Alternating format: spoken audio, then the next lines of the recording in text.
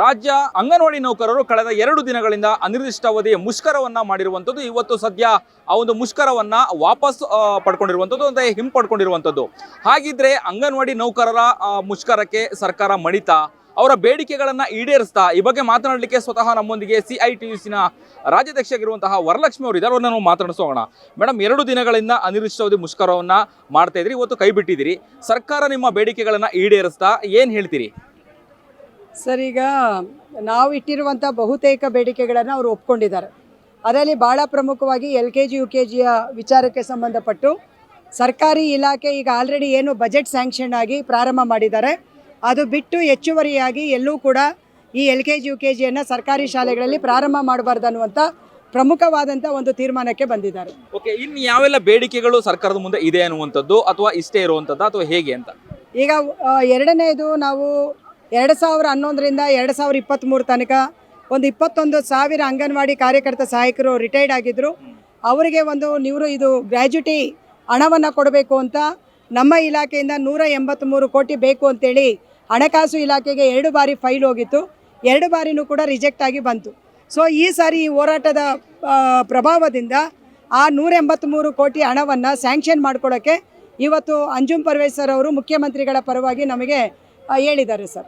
Okay, ಅಂದರೆ ಮೌಖಿಕವಾಗಿ ನಿಮಗೆ ಆಶ್ವಾಸನೆ ನೀಡಿದೆಯಾ, ಅಥವಾ ಏನಾದರೂ ನಿಮಗೆ ರೈಟಿಂಗಲ್ಲಿ ಏನಾದರೂ ಸರ್ಕಾರ ಕೊಟ್ಟಿದೆಯಾ ನಿಮ್ಮ ಬೇಡಿಕೆಗಳನ್ನು ಈಡೇರಿಸ್ತೀನಿ ಅನ್ನೋದು? ಯಾವ ರೀತಿಯಲ್ಲಿ ಈಡೇರಿಸ್ತಿದೆ ಸರ್ಕಾರ ನಿಮ್ಮ ಬೇಡಿಕೆಯನ್ನು? ಸರ್, ಒಂದು, ನಮ್ಮ ಹತ್ರ ನಡೆದಿರೋದು ಅತ್ಯುನ್ನತವಾದಂಥ ಅಧಿಕಾರಿಗಳ ಸಭೆ. ಎರಡನೇದು, ಒಬ್ಬ ಕ್ಯಾಬಿನೆಟ್ ಸಚಿವರ ಅಧ್ಯಕ್ಷತೆಯಲ್ಲಿ ನಡೆದಿರುವಂಥ ಸಭೆಗಳು. ಸೊ ಹಾಗಾಗಿ ನಾವು ಆ ಸಭೆಗಳ ಮೇಲೆ ಭರವಸೆ ಇಟ್ಟಿದ್ದೀವಿ. ಸೊ ಲಿಖಿತ ರೂಪದಲ್ಲಿ ಅನ್ನುವಂಥದ್ದು ಆದೇಶಗಳಾಗಿ ಬರಬೇಕಷ್ಟೇ. ಅದಕ್ಕೆ ಸ್ವಲ್ಪ ಸಮಯ ಬೇಕಾಗ್ತದೆ ಕೆಲವೆಲ್ಲ, ಯಾಕಂದರೆ LKG UKG it's A policy issue, ಆಮೇಲೆ ಅಂಗನವಾಡಿ ಕಾರ್ಯಕರ್ತೆ ಅಪಾಯಿಂಟ್ಮೆಂಟಿಂಗ್ ಇಶ್ಯೂ ಮತ್ತು ಹೆಲ್ಪರ್ ಅಪಾಯಿಂಟ್ಮೆಂಟ್ ಇಶ್ಯೂ, ಇವೆಲ್ಲ ಪಾಲಿಸಿಗೆ ಸಂಬಂಧಪಟ್ಟದ್ದು. ಸ್ವಲ್ಪ ಸಮಯ ಬೇಕಾಗುತ್ತೆ. ಬಟ್ ಇವತ್ತು ಸಭೆಯಲ್ಲಿ ಅವರೆಲ್ಲ ಒಪ್ಪಿರೋದ್ರಿಂದ ಆ ಎಲ್ಲ ಆದೇಶಗಳನ್ನು ಮಾಡ್ತಾರೆ ಅನ್ನುವಂಥ ನಂಬಿಕೆ ನನಗಿದೆ. ಹಾಗಿದ್ರೆ ಕೊನೆಗೆ ನಿಮ್ಮ ಮುಷ್ಕರಕ್ಕೆ ಜಯ ಸಿಕ್ಕಿದೆ ಅಂತ ಹೇಳ್ತೀರಿ? 100% ನಮ್ಮ ಮುಷ್ಕರಕ್ಕೆ ಜಯ ಸಿಕ್ಕಿದೆ. ಆ ಕಾರಣಕ್ಕಾಗಿ ನಾವು ಈ ಹೋರಾಟವನ್ನು ಇವತ್ತು ವಾಪಸ್ ತೆಗೆದಿದ್ದೀವಿ ಸರ್.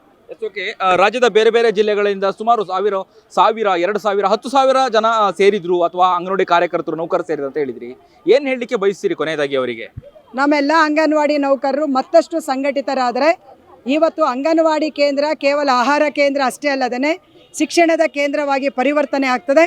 ಮತ್ತು ನಮ್ಮ ಅಂಗನವಾಡಿ ವರ್ಕರನ್ನು ಕೂಡ ಇದೇ ಥರದ ಚಳುವಳಿಗಳು ಮತ್ತಷ್ಟು ಮುಂದುವರೆದ್ರೆ ಇವರು ಕೂಡ ಟೀಚರ್ಸ್ ಆಗಿ ಪರಿವರ್ತನೆ ಹೊಂದಲಿಕ್ಕೆ ನಮಗೆ ಕಾಲ ಹತ್ತಿರ ಬಂದಿದೆ ಅನ್ನುವಂಥದ್ದನ್ನು ಹೇಳ್ತೇನೆ. ಹಾಗಾಗಿ ಎಲ್ಲ ಅಂಗನವಾಡಿ ನೌಕರರು ತಮ್ಮ ಒಗ್ಗಟ್ಟನ್ನು ಕಾಪಾಡಿಕೊಳ್ತಾ ಮತ್ತಷ್ಟು ಈ ಥರದ ಚಳುವಳಿಗಳಿಗೆ ಧುಮುಕಬೇಕು ಅಂತೇಳಿ ನಾನು ಈ ಮುಖಾಂತರ ಕರೆ ಕೊಡ್ತೇನೆ. ಮತ್ತು ಏನೇ ಯಶಸ್ಸಾಗಿದ್ರೂ ಕೂಡ ಅದು ನಮ್ಮ ಅಂಗನವಾಡಿ ವರ್ಕರ್ ಮತ್ತು ಹೆಲ್ಪರ್ಗಳ ಅವರ ಒಂದು ತ್ಯಾಗ ಮನೋಭಾವ ಮತ್ತು ಅವರ ಬದ್ಧತೆಯ ಹೋರಾಟದಿಂದ ಈ ಜಯ ಸಿಕ್ಕಿದೆ ಅನ್ನೋದನ್ನು ನಾನು ಹೇಳಲಿಕ್ಕೆ ಇಚ್ಛೆಪಡ್ತೇನೆ. ಓಕೆ, ಪ್ರಮುಖವಾಗಿ ನಿಮ್ಮ ಬೇಡಿಕೆಗಳು ಈಡೇರಿತು ಅನ್ನುವಂಥದ್ದು ಹೇಳಿದ್ರಿ. ಯಾವಾಗ ಅನುಷ್ಠಾನಕ್ಕೆ ಬರುತ್ತೆ ಅನ್ನುವಂಥದ್ದು ದಿನಾಂಕ ಏನಾದರೂ ನಿಗದಿಯಾಗಿದೆ, ಹೇಗೆ? ಇಲ್ಲ ಸರ್, ಆ ರೀತಿಯಲ್ಲಿ ಏನಿಲ್ಲ.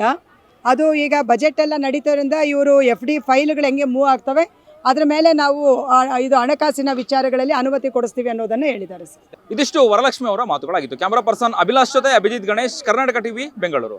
ನೀವು ಸಣ್ಣ ಆಗ್ಬೇಕಲ್ವಾ? ಅದು ಒಂದು ಉತ್ತಮ ಆಹಾರದಿಂದ ಸಣ್ಣ ಆಗ್ಬೇಕಲ್ವಾ? ಪ್ರತಿದಿನ ನಮ್ಮ ಜೀನಿ ಸ್ಲಿಮ್ನ ಯೂಸ್ ಮಾಡಿ ಯಾವುದೇ ಸೈಡ್ ಎಫೆಕ್ಟ್ ಇಲ್ದಂಗೆ ನೀವು ಸಣ್ಣ ಆಗ್ತೀರಾ.